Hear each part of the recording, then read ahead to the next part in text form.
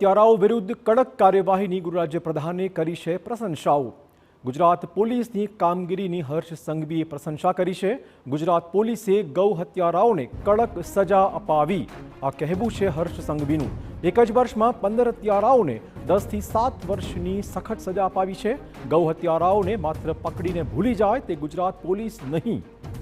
કચ્છના ગાંધીધામની મુલાકાતે પહોંચેલા હર્ષ સંઘવીએ વિવિધ વિકાસ કાર્યોનું લોકાર્પણ કર્યું હતું અને ઉદ્ઘાટન કર્યું હતું।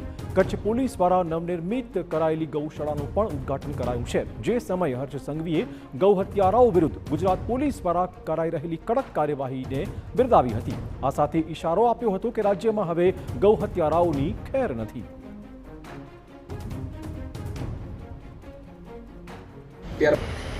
ગુજરાતના વિવિધ જિલ્લાઓમાં આ ગૌ હત્યારાઓને સજા અપાવવામાં ખૂબ મોટી સફળતાઓ પ્રાપ્ત કરી છે। માત્ર ગૌ હત્યારાઓને પકડવા, જેલમાં નાખવા, જામીન પ્રાપ્ત થઈ જાય અને ભૂલી જાય એ ગુજરાત પોલીસનું નામ નથી।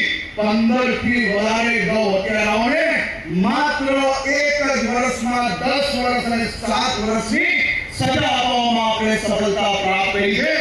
એ પોલીસનું નામ છે ગુજરાત પોલીસ।